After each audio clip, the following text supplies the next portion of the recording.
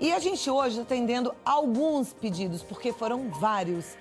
E de repente foi você que também pediu para a gente tratar desse assunto. Vamos falar sobre tendinite. Eu recebo aqui hoje o Dr. Malcolm Bonteon.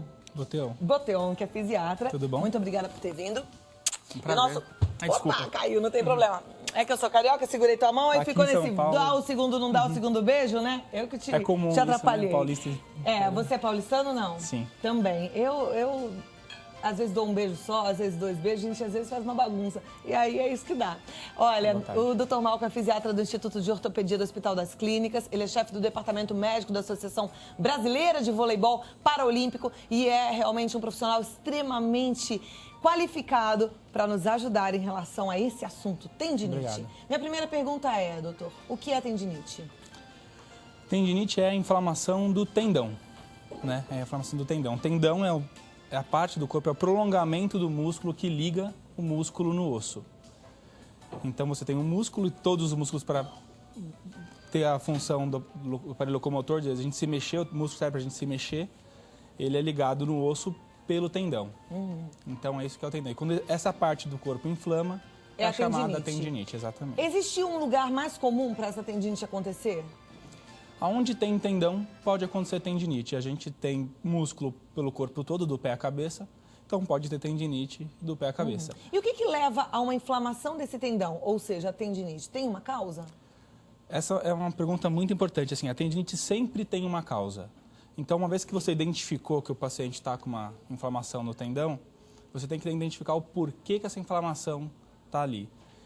As causas principais são por sobrecarga, e sobrecarga nem sempre quer dizer muita carga, quer dizer mais carga do que aquela pessoa está acostumada.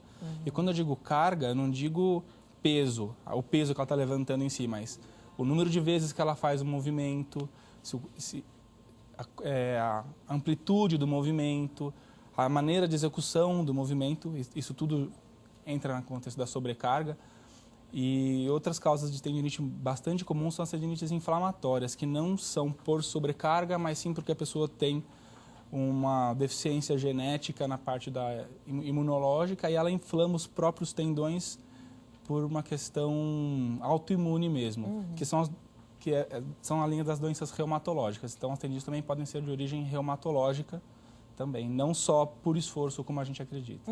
A gente tem algumas imagens para ilustrar um pouco isso tudo que a gente está falando, Sim. né? A imagem número 1, que a gente separou lá, mostra bem a diferença entre tendão e ligamento. Então, você tem um músculo e o que liga o músculo ao osso é o tendão. É o tendão. Então, é isso que vai, quando o músculo contrai, o tendão vai puxar o osso no sentido da contração do músculo. A gente está vendo numa coloração meio que acinzentada, né? Isso, ali. Exatamente. O músculo é a parte vermelhinha e o que é aquela parte cinza esbranquiçada que liga o tendão ao músculo, o músculo ao osso é o tendão. É o tendão. Agora, uma tendinite, ela pode ser tratada, né? As tendinites são tratáveis, sim.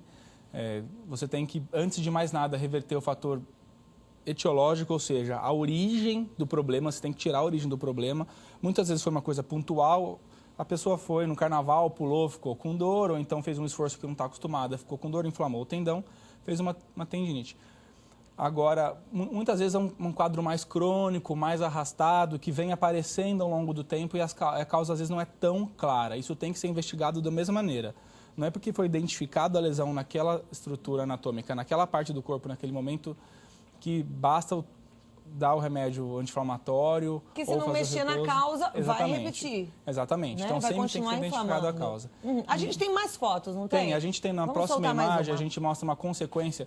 Ali, no caso, mostra uma sinovite, ou seja, uma inflamação. Quando o tendão, ele nunca está sozinho ali. Ele é parte de um todo, ele é parte de uma estrutura que serve para a gente se mexer, o aparelho locomotor. E o tendão, junto com o tendão, você tem a pele que envolve o tendão, você tem a pele que envolve o músculo, você tem os próprios músculos, você tem as bursas que às vezes servem como um coxinho,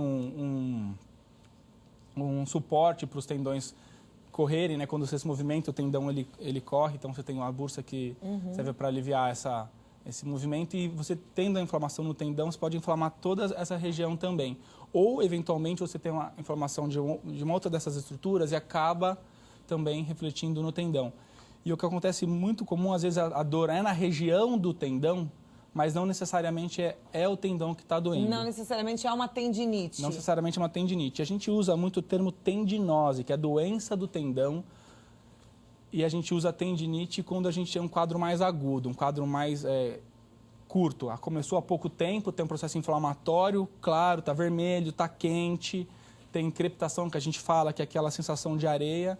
Isso é uma tendinite. Quando é uma coisa mais crônica, mais prolongada, que vem vindo ao longo do tempo, que não tem tanta inflamação, fica tão quente, a gente chama de tendinose. E às vezes, por ser uma região da presença de tendão, a gente, no exame físico, o médico examina e acha que é o tendão, e muitas vezes não é o tendão, e você descobre se é o tendão ou não com o exame físico, ou seja, colocando a mão no paciente, examinando o paciente, se for necessário, algum exame de imagem para ajudar a determinar se realmente é o tendão que está doente, ou se tem outra estrutura na região que está doente, ou muitas vezes, como na imagem 3 aparece também, o problema não é no tendão. Vamos colocar a imagem 3 então para a gente conferir. A imagem 3 acho que aparece, a gente chama de pontos gatilhos, né? Muitas vezes você tem uma dor muscular que vai, quando você aperta aquele ponto gatilho, a dor é irradiada para uma região à distância, não exatamente onde você apertou, que pode simular uma tendinopatia. Então, você, por exemplo, no caso ali mostra do extensor radial do carpo, que é um músculo muito comum, né? É muito confundido, às vezes você tem o diagnóstico de tendinite dos extensores dos dedos, né? Porque a dor é na região do punho e, na verdade, o problema é na musculatura. E aí você faz o exame de imagem e fala assim, não deu nada, o doutor falou que eu não tenho nada. Não, não tem, o músculo está doente, precisa ser tratado o músculo.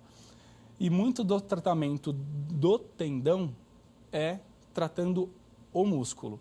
Então, fortalecendo esse músculo? Fortalecendo, alongando, dando qualidade para esse músculo. Como eu estava dizendo antes, a maioria das tendinopatias são doenças por sobrecarga. Sobrecarga é mais atividade do que aquele segmento está preparada para receber. Exato, está preparada.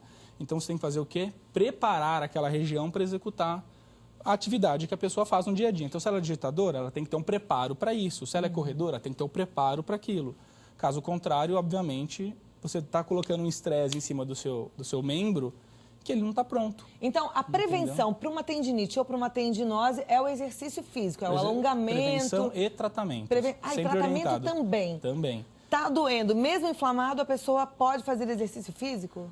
Então, aí depende do exercício, ele é o tratamento em si, né? Você pode usar medicamentos para poder auxiliar na reabilitação física, mas quando você usa o exercício como tratamento, isso é a fisioterapia que faz. Como você usa o exercício como treinamento ou como prevenção, isso daí já é uma área do professor de educação física, da parte do treinamento mesmo. Então, nos dois contextos, você vai usar o exercício. Mas mesmo assim, usando o exercício, precisa intervir com medicamento? Muitas vezes precisa. Quando tem esse processo inflamatório mais agudo, que começou há pouco tempo, que está inchado, vermelho, os anti-inflamatórios são medicamentos de escolha, tem algumas contraindicações, claro, então você nunca vai tomar por conta, vai perguntar para o seu médico. Óbvio, né? Sempre consultar um bom médico, é por isso que a gente conversa com um médico aqui, profissional e qualificado. Às vezes a gente demora até para atender algum pedido, porque a gente busca realmente um excelente no assunto, tá? Então procure um bom médico sempre. Sempre tem que ter um bom médico mesmo. Os analgésicos simples, a dipirona, paracetamol também podem ser usados para aliviar a dor. E os relaxantes musculares também, por uma vez que... Pense bem, o tendão está lá grudado no osso e está inflamado. Se o músculo está com uma contratura e está puxando o tendão o tempo todo, você tem um estresse em cima do tendão o tempo todo. Então, os relaxantes musculares também têm uma ação importante para melhorar as tendinites. E outras coisas que as pessoas podem fazer enquanto não vão no médico são o que a gente chama de meios físicos. São as compressas, as pomadas, a massagem. Nas compressas, tem algo melhor, o quente ou o frio? Quando está inflamado aquela coisa aguda, por exemplo, você fez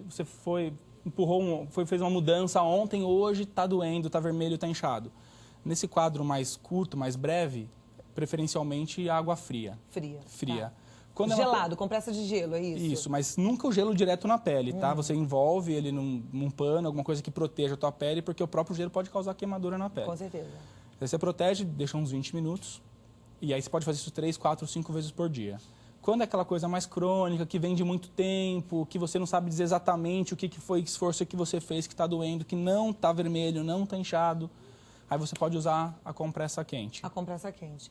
Não quente, vamos dizer morna. Morninha, tá? né? Porque e o quente por 20 também... minutos. Exatamente, por 20 minutos. E protegendo a pele, né? A pele da gente é muito Sempre sensível, a gente tem que proteger tomar a muito pele. cuidado. Porque depois de um tempo, tanto com calor quanto com frio, a própria temperatura lá vai criar uma analgesia, você não percebe que está queimando ou que está tanto pelo calor quanto pelo frio. E aí, quando vai perceber, fez um estrago. Bom, conversei com o Dr. Malcolm Boteon, que é médico fisiatra, e ele está no contato malcolm.boteon, com 2 T's, @usp.br. O telefone de contato é o 0 operadora 11 3670 2712, 3670 2712. Tá certo? Tá certo. Doutor, foi muito bom o nosso assunto, tenho certeza que ajudou a quem está em casa. Agora, 2, agora eu já ia dar 1. Obrigado. Obrigada.